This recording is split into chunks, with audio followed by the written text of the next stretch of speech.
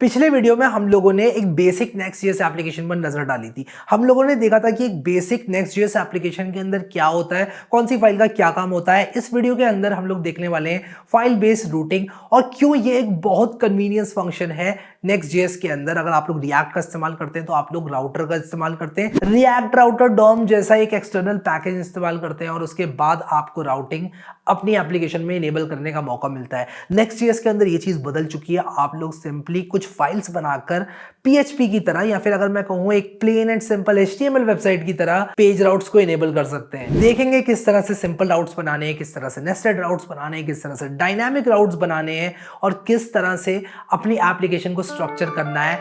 Let's get started with the video और file based routing को इस वीडियो के अंदर समझते हैं।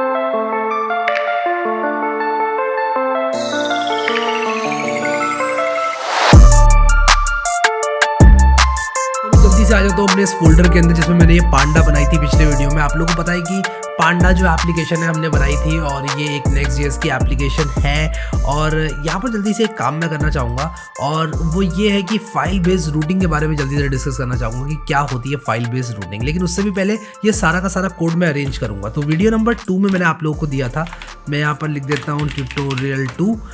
इसमें हमने पांडा बनाई थी, ठीक है।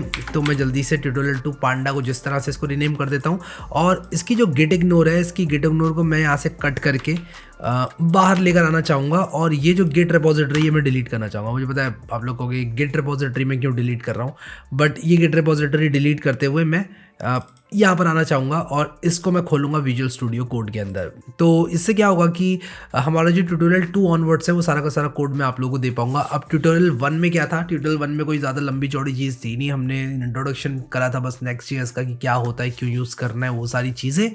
अब मैं यहाँ पर क्या करूँगा कि गिट इनिट एक गिट रिपोजिटरी बनाऊँगा, गिट ऐड डॉट। इससे क्या होगा कि सारी की सारी फाइल्स जो है वो ऐड हो जाएंगी। अब यहाँ पर ये सारी की सारी नोड मॉड्यूल्स को डाल रहा है। उसका रीज़न क्या है कि जो नोड मॉड्यूल्स हैं उसको मुझे कुछ इस तरह से करना पड़ेगा और डॉट नेक्स्ट को भी मुझे इस तरह से करना पड़ेगा। ये सारी की सारी फाइल्स एक बार मैंने कुछ इस तरह से कर दी तो मैं गिट में ऐड कर पाऊँगा। हाँ, तो मैं एक गिट रिपोजिटरी को डिलीट करूँगा। तो ये गिट रिपोजिटरी को मैंने डिलीट कर दिया है। अब मैं यहाँ पर दोबारा से git add dot git init git add dot और ये करने के बाद गिट कमिट -m मैं ट्यूटोरियल 2 लिखूँगा, ठीक है, क्योंकि ट्यूटोरियल 2 के एंडिंग में ये जो पूरा का पूरा स्ट्रक्चर है ये आप लोग को मिल रहा है। तो ये नोड मॉड्यूल्स इग्नोर हो गया, नेक्स्ट डॉट नेक्स्ट इग्नोर हो गया और बाकी सारी फाइल्स में चाहता हूँ कि आप लोग लेकर जाओ घर अपने, ठीक है। सो आगे बढ़ेंगे और फाइल बेस्ड रूटिंग के बारे में बात करेंगे। एक बड़ा मज़ेदार सा डॉक्यूमेंट बना रखा है आप लोगों के लिए मैंने, जो कि आप लोगों को साइट पर भी उपलब्ध मिलेगा, ठीक है। और इसके अंदर बहुत ही रोचक बातें मैंने लिखी हुई। सबसे पहले कुछ FAQs जिनके बारे में डिस्कस करना चाहूँगा। क्या नेक्स्ट.जेएस एक फ्रंट एंड का फ्रेमवर्क है या बैक एंड का फ्रेमवर्क है? तो यार मैं तो ये कहूँगा कि फ्रंट एंड दोनों का फ्रेमवर्क, नेक्स्ट.जेएस दोनों का फ्रेमवर्क है, फ्रंट एंड का भी है, बैक एंड का भी है। उसका रीज़न ये है कि आप लोग यहाँ से API राउट्स बना सकते हो। मैं आप लोग को दिखाता हूँ कहाँ से। अगर मैं खोल दूँ VS कोड को तो आप यहाँ से API राउट्स बना सकते हो। पेजेस में API में जाकर, जैसे ये hello.js है, आप API रूट्स बना सकते हो, ठीक है। अब क्योंकि हम API रूट्स भी बना सकते हैं इसलिए ये बैक एंड का भी फ्रेमवर्क है और ये फ्रंट एंड का फ्रेमवर्क तो है ही, ये तो हम जानते ही हैं क्योंकि फ्रंट एंड का सारा काम हम लोग कर रहे हैं यहाँ पर, ठीक है। तो आई होप कि आप लोग को ये क्वेश्चन समझ में आ गया कि क्यों ये फ्रंट एंड और बैक एंड दोनों का फ्रेमवर्क है।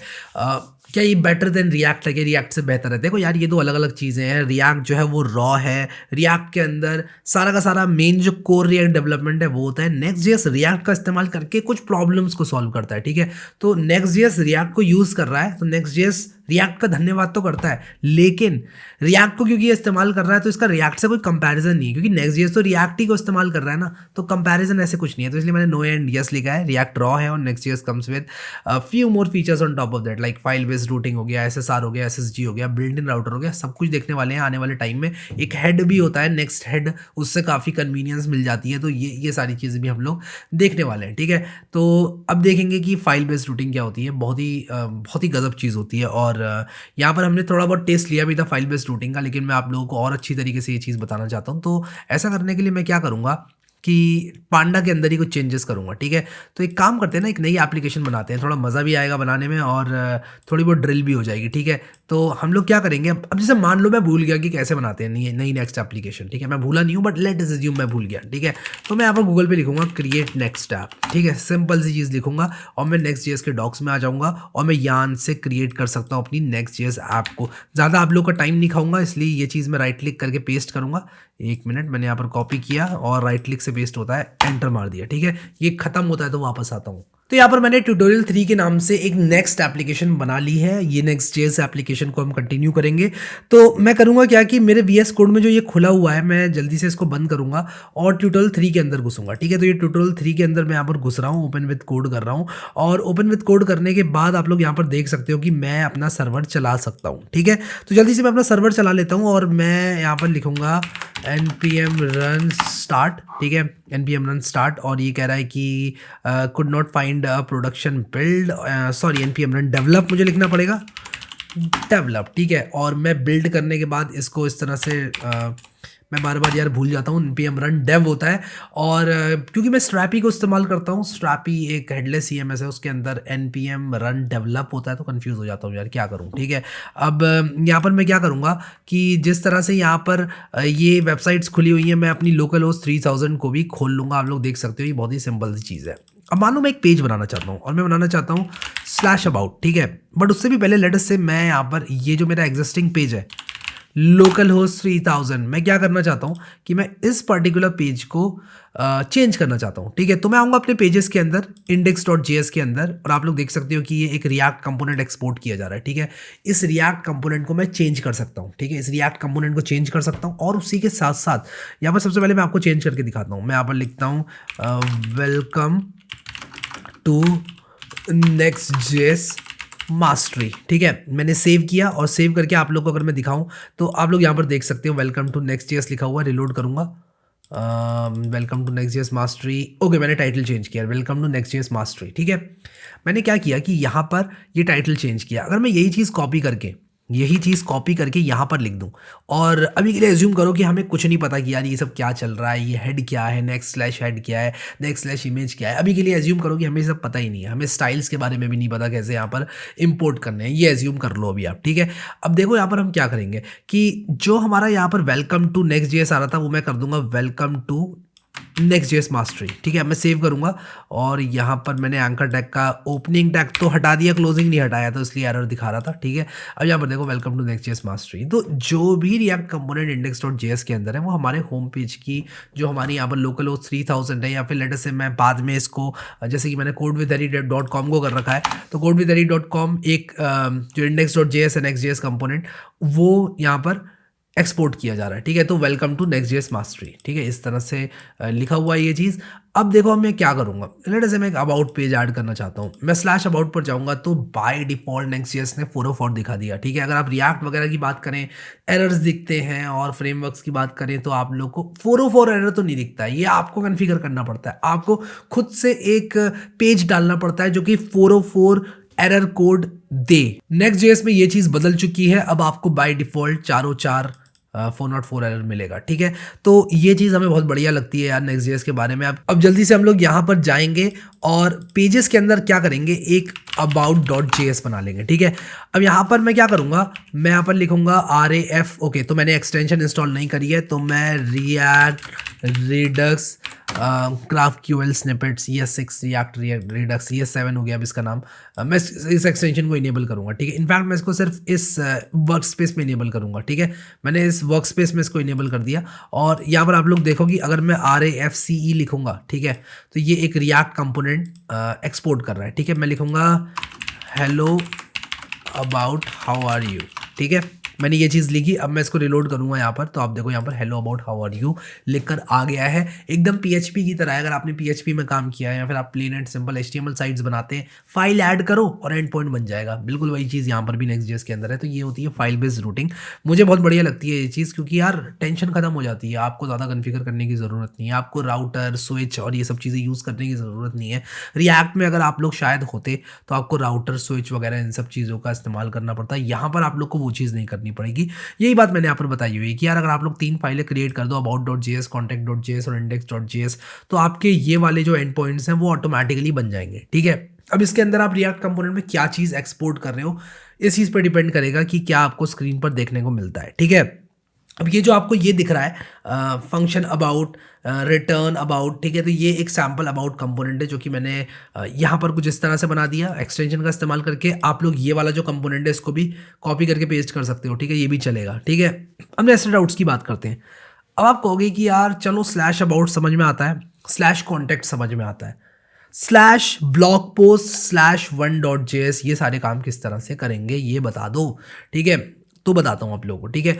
लेट अस से कि मैंने यहाँ पर पेजेस के अंदर एक फोल्डर ही बना दिया, ठीक है, मैंने बना दिया ब्लॉग पोस्ट, ठीक है। इस फोल्डर के अंदर मैं बनाता हूँ लेट अस से हाउ टू यूज़ कीबोर्ड.js, ठीक है, मान लो मैंने ये बनाया, ठीक है, हाउ टू यूज़ कीबोर्ड.js। अब इसके अंदर मैंने एक रिएक्ट कंपोनेंट जो है मैंने एक्सपोर्ट कर दिया, ठीक है, इस तरह से। अब मैं लिखता हूँ हाउ टू यूज़ कीबोर्ड, ठीक है, मैं यहाँ पर हाउ को एक्सपोर्ट करूँगा इस तरह से, एक्सपोर्ट डिफ़ॉल्ट हाउ।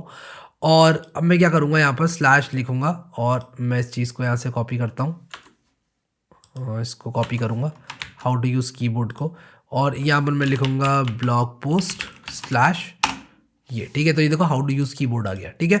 तो इस तरह से मैं नेस्टेड आउट्स भी बना सकता हूँ, slash blog post slash something, ठीक है, कुछ इस तरह से बना सकता हूँ मैं। अब मान लो कि आपके पास एक ब्लॉग है, आपके पास 15 ब्लॉग्स हैं, ठीक है, आपने 15 ब्लॉग पोस्ट लिखे अच्छे अच्छे, क्या आप मैनुअली कोड बेस पे जा जाकर इसको ऐड करोगे? ऑब्वियसली नहीं करोगे, ठीक है, ये बहुत इंसेन हो जाएगा अगर आप लोग ऐसा करोगे कि बार बार कोड को एडिट करना पड़ रहा है अपना एक नया ब्लॉग पोस्ट ऐड करने के लिए। ऑब्वियसली हमें एक डेटाबेस चाहिए होगा, ऑब्वियसली हमें कोई एक ऐसी चीज़ चाहिए होगी, कुछ ऐसा मैकेनिज्म चाहिए होगा जो कि इसको बाय डिफ़ॉल्ट अपने आप जैसे ही डेटाबेस में नए ब्लॉग्स ऐड किए जाएँ, मेरी नेक्स्ट.js साइट को भी पॉपुलेट करें, तो वो सारी चीज़ें करेंगे आने वाले टाइम में, ठीक है। अभी के लिए फाइल बेस्ड रूटिंग आप लोगों को बताना चाहता था, फाइल बेस्ड रूटिंग का एक अच्छा टेस्ट आप लोगों को देना चाहता था, तो हमने नेस्टेड रूट्स के बारे में बात कर ली। हमने यहाँ पर बात कर ली किस तरह से ये सारे के सारे फाइल बेस्ड रूटिंग के थ्रू सिंपल रूट्स बनाए जाते हैं। अब यहाँ पर मेरी बात ध्यान से सुनना, नेस्टेड रूट्स और डायनामिक रूट्स के बारे में जो मैं आपको बताने जा रहा हूँ। नेस्टेड रूट्स क्या होते हैं, जो कि मैंने आप लोग को भी बताया, slash blog post slash something, ठीक है, ये होता है नेस्टेड रूट्स।